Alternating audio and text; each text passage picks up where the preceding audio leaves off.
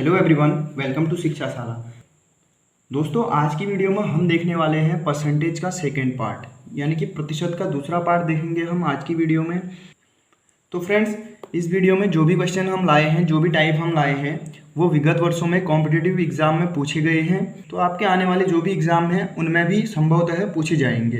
Clear है? Percentage एक ऐसा चैप्टर है जिससे आपके किसी भी एग्जाम में क्वेश्चंस देखने को जरूर मिलते हैं। तो आइए देखते हैं इसको।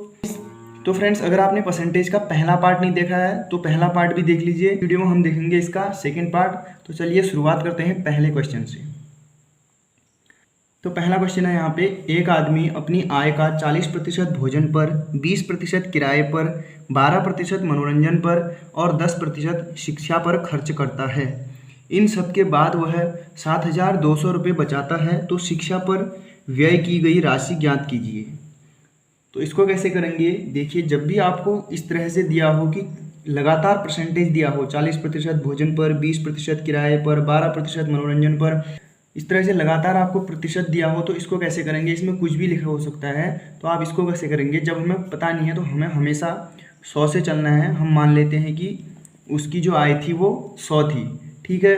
तो 100 का उसने यहाँ पे देखिए, हम इसको करेंगे तो 100 का 40% उसने किया भोजन पर खर्च, और प्लस 20% किया किराए पर खर्च, प्लस 12% किया मनोरंजन पर और 10% किया शिक्षा पर।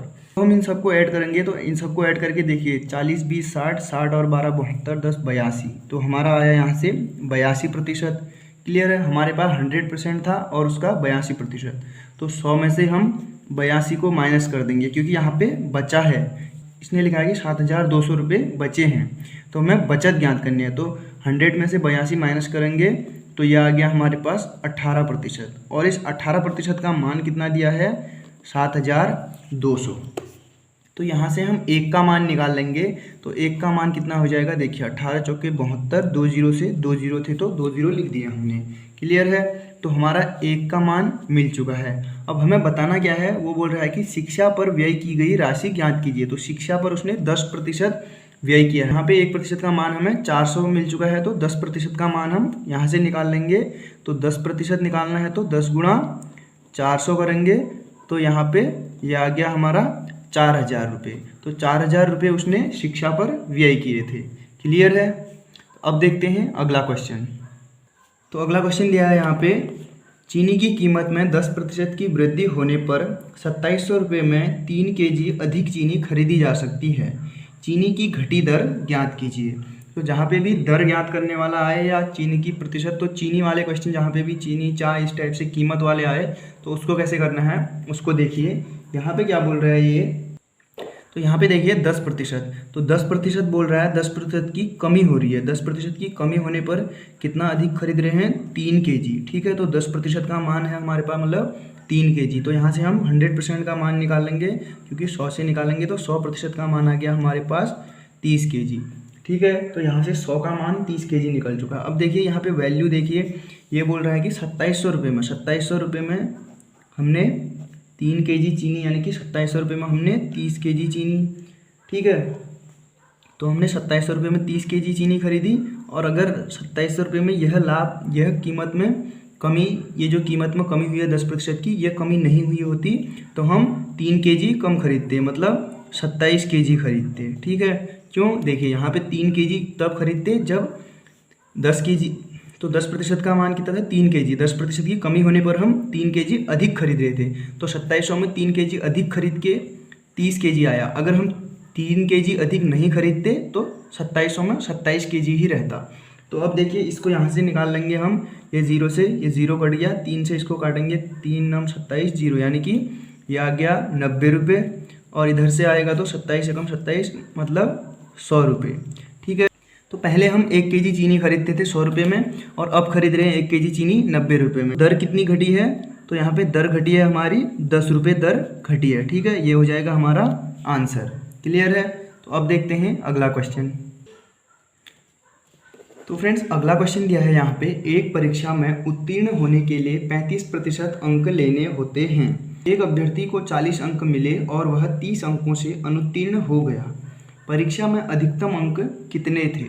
तो इसको कैसे करेंगे, जहाँ पे भी आपको परीक्षा वाले क्वेश्चन दिखेंगे तो इसको कैसे करेंगे, तो ये भी एक टाइप है परीक्षा वाली, और इस टाइप के क्वेश्चन भी आपके एग्जाम में पूछे जाते हैं। तो इसको कैसे करेंगे, देखिए यहाँ पे, तो हमें पास होने के लिए कितने प्रतिशत अंक चाहिए, 35% अंक चाहिए हमें। ये लिख देता हूँ मैं पासिंग मार्क्स, ठीक है।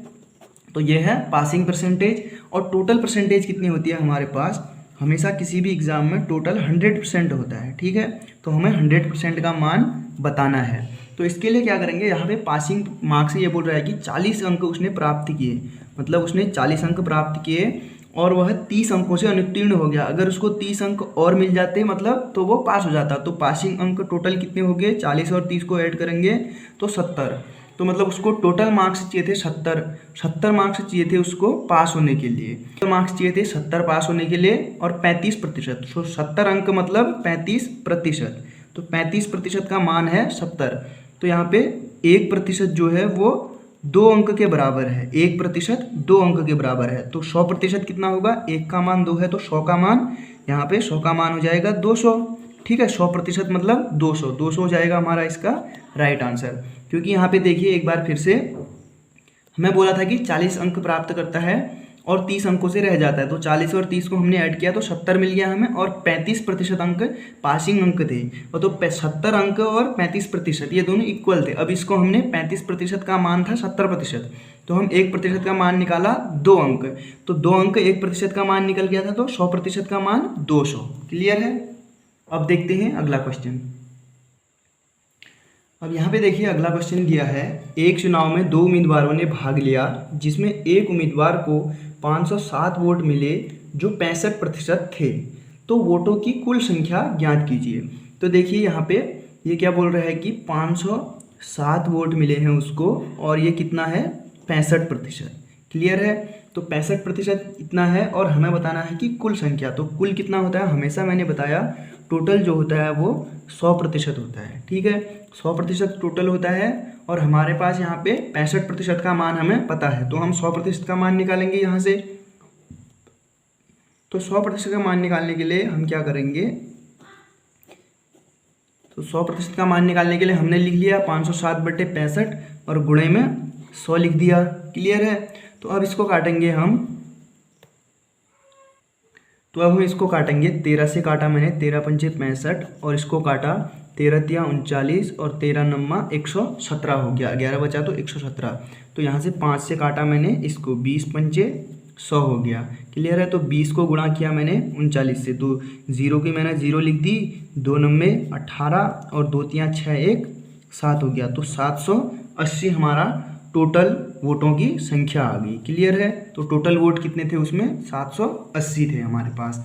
हमने कैसे निकाला, यहाँ पे देखिए हमें दिया था कि 507 वोट एक को मिलते हैं और वो 65% थे। 65% का मान हमें दिया था, हमें 100% का मान निकालना था, तो हमने निकाल दिया। क्लियर है।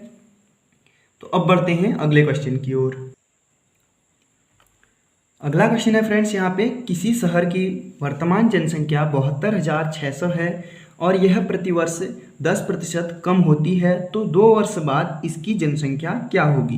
क्लियर है। जो अभी जनसंख्या है वो कितनी है, 72,600 और प्रतिवर्ष 10% कम होती है। तो पहले वर्ष 10% कम होती है, मतलब 90/100 लिख दिया हमने, और दूसरे वर्ष भी 10% ही कम होगी तो उसमें भी 90/100 लिख देंगे। क्लियर है। अब देखिए 1 2 1 2 2 0 से 2 0 काट दिए मैंने, 1 2 1 2 2 0 से 2 0 काट दिए। तो अब इसको कैसे करेंगे, इसको गुणा करेंगे, 9 छक्के 54, 54 की मैंने 4 लिखी, कैरी कर गया 5 और 9 दूनी 18, 18 5 23, हासिल 2 बच गया मेरे पास, और 9 सत्ते 63, 63 और 2 हो गया मेरे पास 65। ठीक है। 1534 को मैं 9 से इंटू कर दूंगा। क्लियर है। तो 9 से इंटू किया मैंने, तो इसका कितना आया, 9 चक्को 36, 3 कैरी कर गया, 9 तिया 27, 27 3 30, 3 कैरी कर गया, 9 पंजे 45, 3 48, 4 कैरी कर गया, 9 छक्के 54 और 54 और 4 58। क्लियर है। तो 58,806 ये बच गई वहाँ की जनसंख्या 2 वर्ष बाद। क्लियर है फ्रेंड्स। तो अब देखते हैं अगला क्वेश्चन। तो फ्रेंड्स अगला क्वेश्चन दिया है यहाँ पे, एक बेईमान दुकानदार अपनी वस्तु को क्रय मूल्य पर बेचता है परंतु 1 kg के स्थान पर 900 ग्राम भार इस्तेमाल करता है। तो उसका कुल लाभ प्रतिशत ज्ञात कीजिए। तो इसको कैसे करेंगे, देखिए बेईमान दुकानदार वाले क्वेश्चन भी आपके एग्जाम में बहुत ज़्यादा पूछे जाते हैं।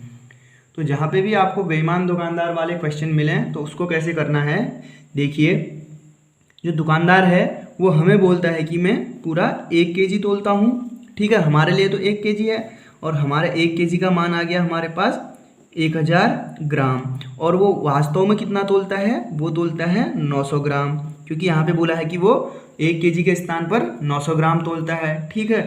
तो हमें कितने का वो नुकसान दे रहा है, वो दे रहा है 100 का नुकसान, यानी कि 100 का लाभ कमा रहा है, और किस पर कमा रहा है, 900 पर कमा रहा है, क्योंकि उसके लिए तो 900 था, ठीक है। तो 900 का लाभ कमा रहा है 100 का, तो 100 रुपये का लाभ कमा रहा है किस पर, 9 पर, और 100% का निकालना है तो गुणा कर देंगे 100 से, तो इसको 100 से गुणा करेंगे तो इसका मान निकला हमारे पास 1 2 2 जीरो से मैंने 2 जीरो काट लिए, तो ये क्या बचा 100/9, तो इसको काटेंगे हम, तो इसको काटेंगे तो कितना आ गया 11/99, यानी कि 11 सही 1/9, 11 सही 1/9 प्रतिशत इसका लाभ प्रतिशत आ गया। क्लियर है, तो हमारा आंसर आया कितना, 11 सही 1/9 प्रतिशत।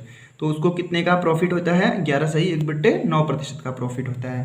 क्लियर है, तो फ्रेंड्स ये थी आज की वीडियो, इसमें हमने एक परसेंटेज के कुछ इंपॉर्टेंट क्वेश्चंस किए थे, और अगर आपको वीडियो में किसी भी क्वेश्चन में कोई डाउट लगा तो आप वो कमेंट करके बता सकते हैं, और अगर आपको वीडियो पसंद आई तो लाइक ज़रूर कर दीजिएगा।